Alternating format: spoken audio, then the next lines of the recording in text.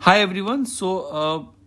कल हमने अभ्यास सेशन 2 देखा एंड बहुत इंपॉर्टेंट है ये डॉक्यूमेंट। और आप वीकली बाय वीकली प्रैक्टिस करते रहो, आप इतना ज़्यादा अच्छे हो जाओगे प्रीलिम्स एग्जामिनेशन को करने के लिए। प्रॉब्लम क्या है, एक्सपीरियंस नहीं लेते हो आप। लर्निंग है सबसे पहले, लर्न एक्सपीरियंस। आप अब आखिरी के 3 महीने में सिर्फ एक्सपीरियंस लेने जाओगे तो ऑब्वियसली नहीं मिलेगा आपको। सबसे पहले तो एक बिग लर्निंग पे ध्यान दीजिए and then we will move to the experience part. Okay, experience time के साथ आता है ना। अब देखो ना, आप प्रीलिम्स एग्जाम देते हो, 2-3 महीने खूब प्रैक्टिस कर लिया और अब एक्सपेक्ट करते हो बहुत अच्छे स्कोर ले आए, तो पॉसिबल नहीं है, राइट। अब आप देखो, ये आर्टिकल है democracy and the federalism in the delimitation debate. अब इस आर्टिकल में हमें बहुत कुछ पढ़ने का जरूरत नहीं है प्रीलिम्स के पर्सपेक्टिव से।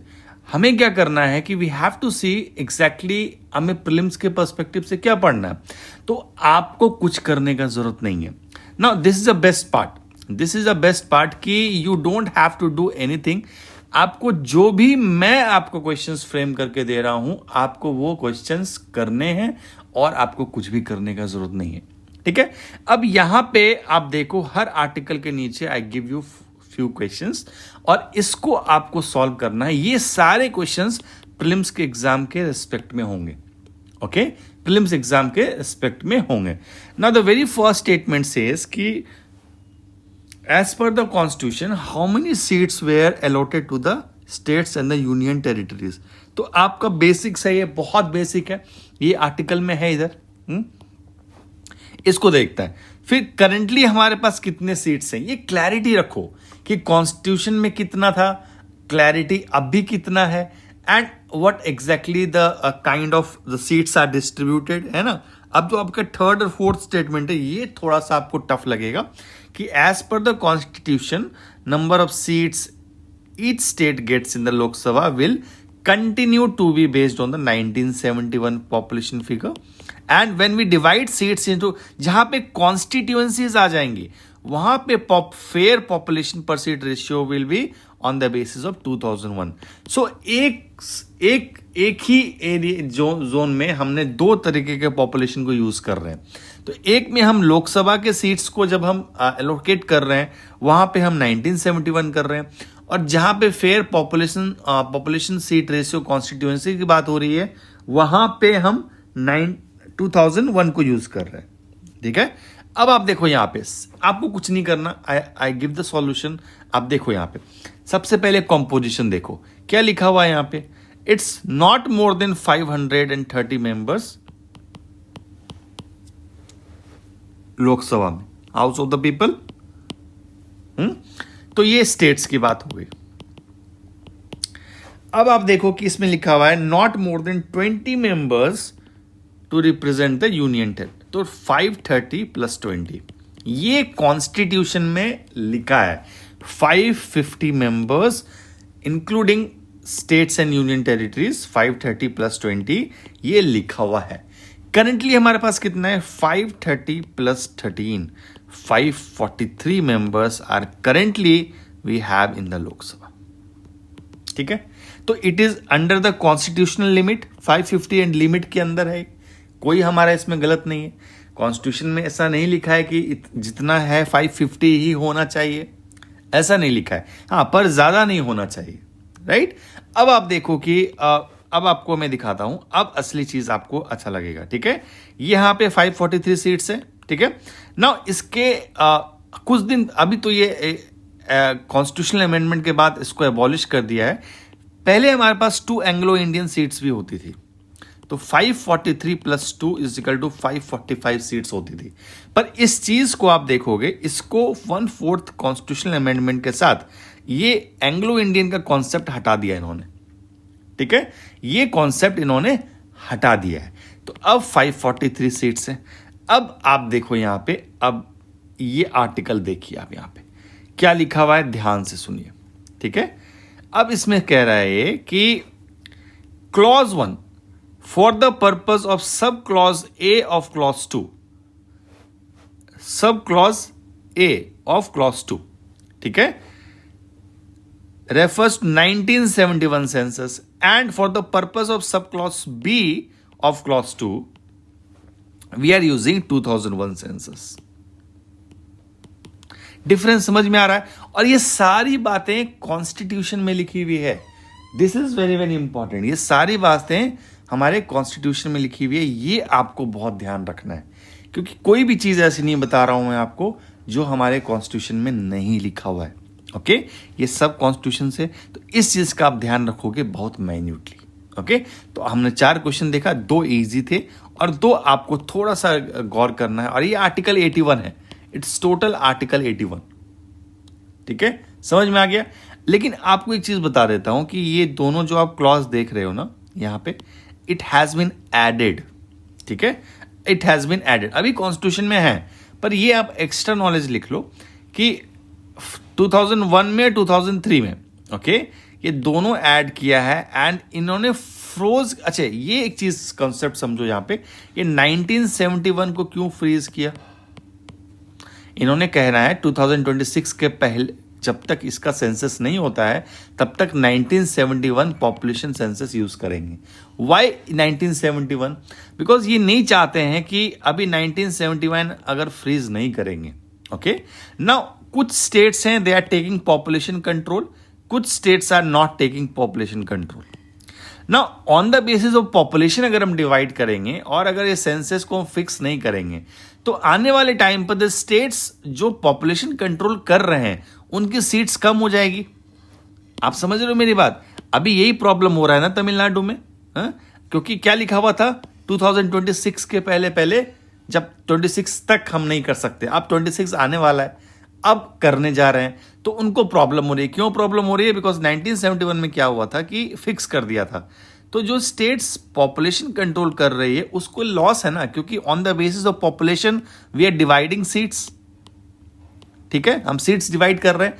तो अभी यूपी बिहार में इतना ज्यादा पॉपुलेशन है तो इसकी सीट्स लोकसभा में बढ़ा देंगे और इसकी कम कर देंगे. तो यही प्रॉब्लम है तमिलनाडु में चल रहा है जो कि on the basis of population हमने स्टेट्स पे काम किया है कम पॉपुलेशन करने के लिए. तो आप हमें इसका नुकसान क्यों कर रहे हो? आप हमारा नुकसान मत करो. सीट्स उतनी रहने दो जितनी है एज इट इज. राइट, चलो वो हमारा इश्यूज नहीं, पर ये आपको थोड़ा ध्यान में रखना है. अब आप देखो सेकेंड आर्टिकल में, बहुत सिंपल आर्टिकल है. ये कहता है Telangana become the first state to notify the sub categorisation of schedule caste. ये कुछ भी करना नहीं है. आर्टिकल भी मैं दे रहा हूं आपको, क्वेश्चन भी मैं दे रहा हूं आपको. यही बिगिनिंग है. टेस्ट सीरीज तो सेकेंडरी पार्ट है, उसके पहले की लर्निंग जो है it becomes a very very important.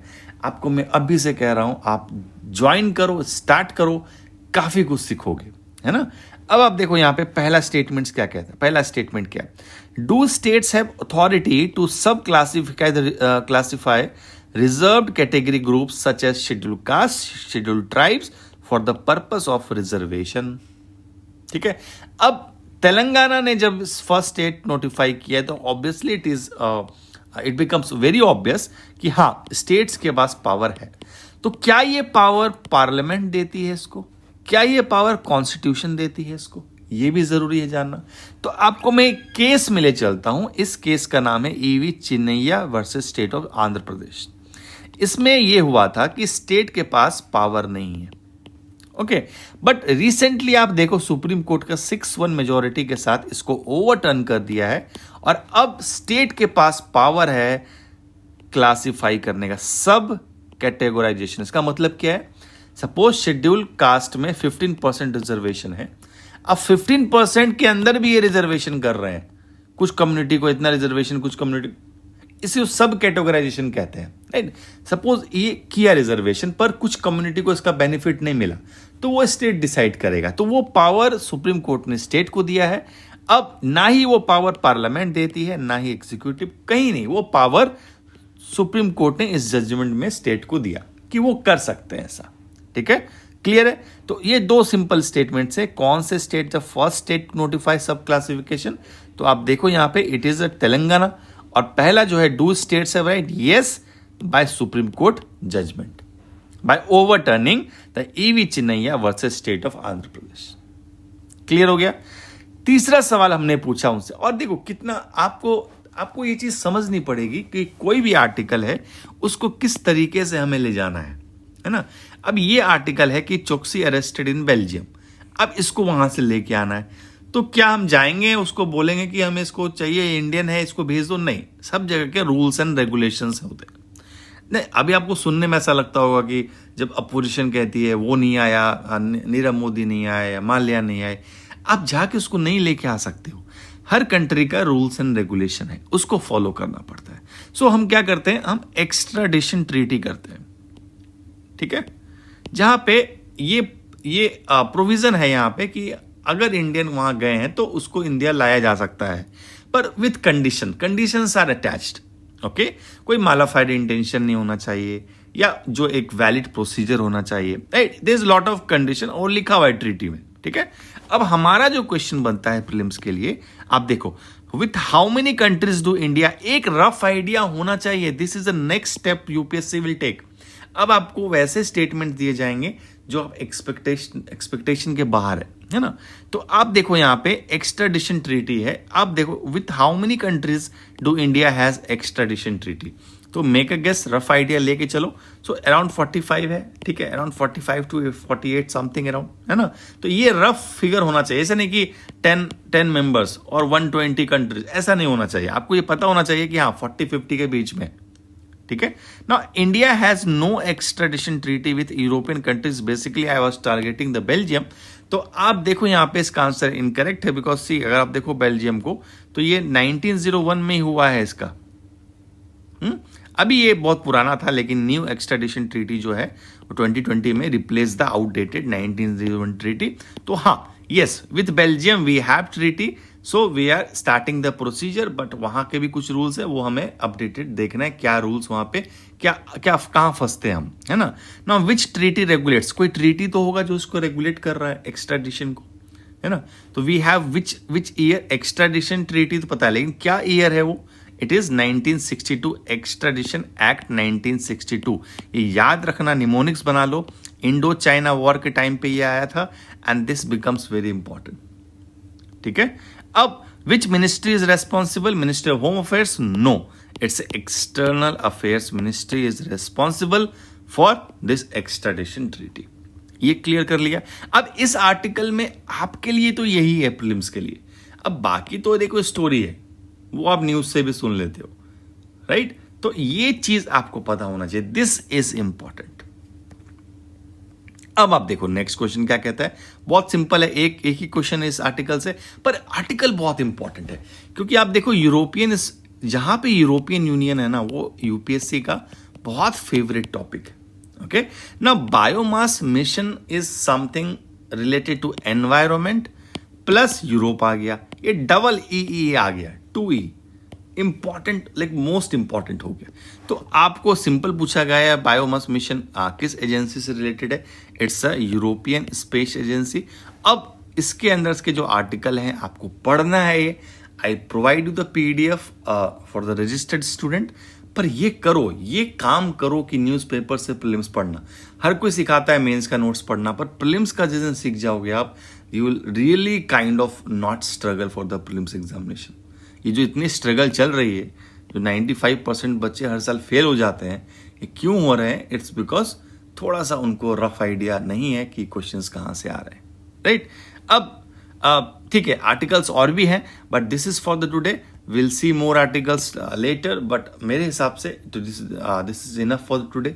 आपने यहाँ सीखा हो कुछ, ये ऐसे ही हम सीखेंगे, हर week will try to learn and will try to every week हम अपने ऐड करेंगे अपने क्वेश्चंस को, अपने प्रीलिम स्टेटमेंट्स को, और ग्रेजुअली एक दिन देखना आप कितना स्ट्रांग हो जाओगे।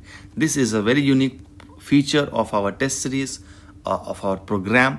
इसके साथ आपको न्यूज़पेपर प्रीलिम्स डॉक्यूमेंट भी है, that is also the newspaper based, वो बहुत इंपॉर्टेंट है वो भी उसके साथ। तो दोनों आपको करना है every single week, no matter what. Okay, thank you so much.